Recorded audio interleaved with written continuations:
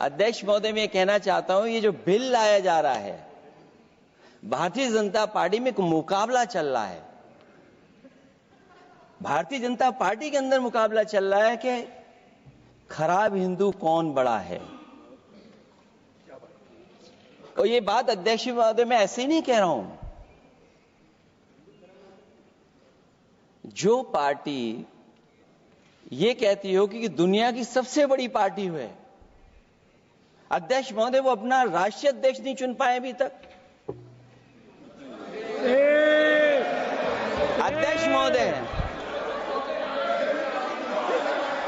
अध्यक्ष महोदय भारतीय जनता पार्टी क्या है?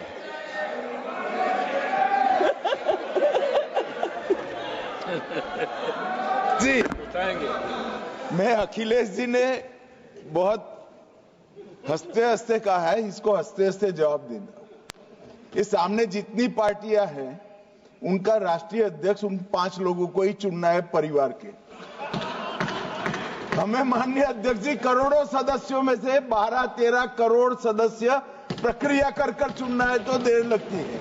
आपके यहां जरा भी देर नहीं लगेगी। मैं कह देता हूं अभी 25 साल तक आप अध्यक्ष हो जाओ, नहीं बदल सकता। अध्यक्ष महोदय, क्योंकि जो बात निकल के आई है वो मैं फिर आगे बढ़ा दूं। अध्यक्ष महोदय, जो बात सोशल मीडिया या और जगह गुपचुप हो रही है, कहीं ऐसा तो नहीं था कि अभी कुछ दिन पहले यात्रा जो हुई है वो कहीं 75 वर्ष की एक्सटेंशन वाली यात्रा तो नहीं थी। अध्यक्ष महोदय, ये जो इस बार जो वक्फ बिल आया है, नाकामी का पर्दा इस बार है वक्फ बिल।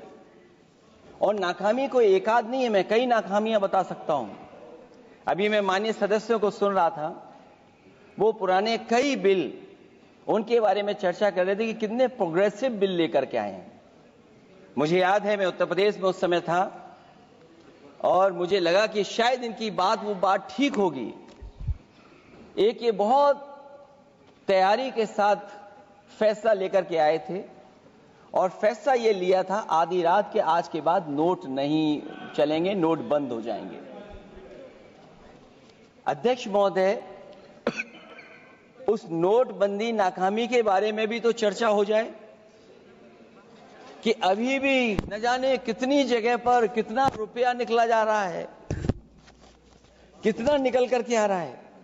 केवल नाकामी नोटबंदी की नहीं, नाकामी बेरोजगारी की भी है, नाकामी महंगाई की भी है, नाकामी किसान की आय दोगुनी नहीं कर पाए वो भी इनकी नाकामी है। मुझे याद है एक माननीय मंत्री जी पूरे देश की नदियों के बारे में बीओडी बता रहे थे, लेकिन माननीय मंत्री जी ये भूल गए कि उनके शहर में, उनके क्षेत्र की जो नदी है उसकी बीओडी क्या है। गंगा क्या साफ हो गई, यमुना क्या साफ हो गई, स्मार्ट सिटी क्या बन गई, क्या गोद लिए हुए गांव इन्होंने गोद से उतार दिए, उनकी क्या दुर्दशा है।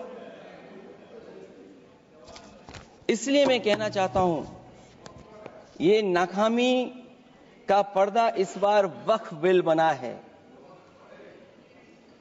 और सबसे बड़ी बात तो यह है कि जिसके लिए फैसला होना है उसकी बात को अहमियत न देना भी नाइंसाफी है। अध्यक्ष महोदय, नाकामी केवल यहां तक नहीं है। और भारतीय जनता पार्टी क्या है, मैं केवल एक पुरानी घटना याद करता हूं। एक बार फैजाबाद अयोध्या में एक कार्यक्रम था, उसमें बड़ी तैयारी की गई थी और तैयारी के साथ कलाकार मुंबई से बुलाए गए थे। हो सकता है वो सहमति दिल्ली से ना रही हो, केवल लखनऊ की सहमति से हो रहा हो कार्यक्रम। और जब कार्यक्रम की पूरी तैयारी हो गई, भगवान श्री राम बनकर के कोई आ गया, लक्ष्मण बनकर के कोई आ गया, मां सीता भी बनकर के कोई आ गया, हनुमान जी, और भगवान हनुमान भी बनकर के कोई आ गया। लेकिन जब लखनऊ से वो हेलीकॉप्टर उड़ा और अयोध्या पहुंचा तो सब लोग थे, लेकिन उसमें हनुमान नहीं थे।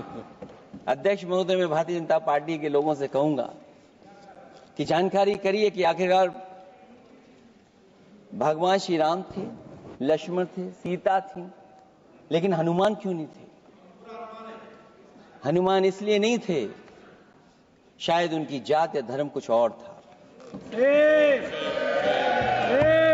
अध्यक्ष महोदय, ये देश मिली जुली संस्कृति से चला है। कुछ हमने सीखा, कुछ उन्होंने सिखाया। और जो लोग ये कहते हैं कि हम सबको बराबरी का हक देते हैं, अभी कुछ दिन पहले ईद निकली है। अध्यक्ष महोदय, वो परंपरा रही है, न केवल मैं जाता हूं, बल्कि कोई दल का नेता ऐसा नहीं न जाता हो उस कार्यक्रम में शामिल होने। भारतीय जनता पार्टी के जो मुख्यमंत्री, उप मुख्यमंत्री, वो भी जाते हैं, उप मुख्यमंत्री, सभी धर्मों के नेता आते हैं। लेकिन पता नहीं इस बार क्या साजिश थी, षड्यंत्र था कि वहां पर कुछ पाबंदी लगी हुई थी। अगर किसी कारण पाबंदी लगी हुई थी तो बात समझ में आती है, लेकिन जब जानकारी हुई है, किसी को नहीं पता था कि पाबंदी क्यों लगी है कि आप नहीं जा सकते वहां पर कार्यक्रम में शामिल होने। क्या यही भारत है, यही संविधान हमें रास्ता दिखाता है? अध्यक्ष महोदय, मंत्री जी बताएं हमें, वो खुद भी माइनॉरिटी हैं, भगवान बुद्ध के रास्ते पे चलते हैं। भगवान बुद्ध का रास्ता दूसरा है। हम आपको अपना मानते हैं तब भी जब आप हमारे बहुत सारे ग्रंथों को नहीं मानते, तब भी हम आपको अपना मानते हैं। आप हमारे पुराणों को नहीं मानते हैं, आप हमारे उपनिषदों को नहीं मानते हैं, लेकिन सोचिए, हम हिंदू वो लोग हैं जो आपको स्वीकार करते हैं और गले लगा करके चलते हैं। अब मैं दूसरे धर्म पे नहीं जाऊंगा, कोई नाराज हो सकता है। मैं दूसरे धर्म के बारे में नहीं जा सकता, मैं केवल यही बताता हूं। और मैं उत्तर प्रदेश में, अध्यक्ष जी, जहां से आता हूं, मैं अपमान नहीं कर रहा हूं, मैं सच बोल रहा हूं। और ये बिहार के चुनाव में जो आप कह रहे हैं कि महिलाओं को 2 मेंबर बना दिया, इस बार मैं भी देखूंगा आगे भारतीय जनता पार्टी कितनी महिला लोगों को टिकट देंगे वहां पर।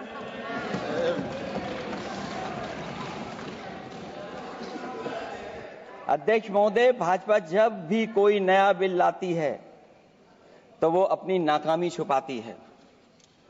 भाजपा वाले मुसलमान भाइयों की वक्फ की जमीन चिन्हित करने की बात कर रहे हैं, जिससे महाकुंभ में जो हिंदू मारे गए हैं या खो गए हैं, उनको चिन्हित करने की बात पर पर्दा पड़ जाए। अध्यक्ष महोदय, मुझे खुशी इस बात की कि हमारा धर्म,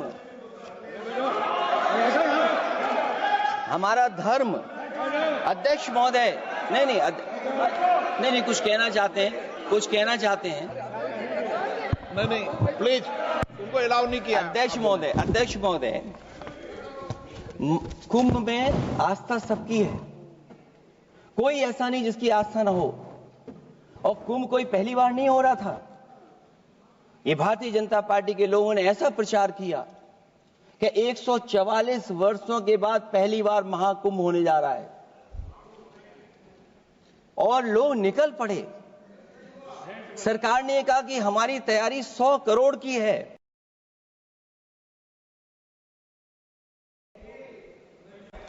आप कहते टेक्नोलॉजी का हम इस्तेमाल करेंगे, जमीनों को हम मैपिंग कर करके डेटा एंड रिकॉर्ड ठीक करेंगे। अध्यक्ष महोदय, ये बताएं कि वो 30 लोग कौन थे, उनके नाम क्या थे जिनकी जान चली गई? न केवल जान जाने वालों की, बल्कि अध्यक्ष महोदय, ये सरकार बताए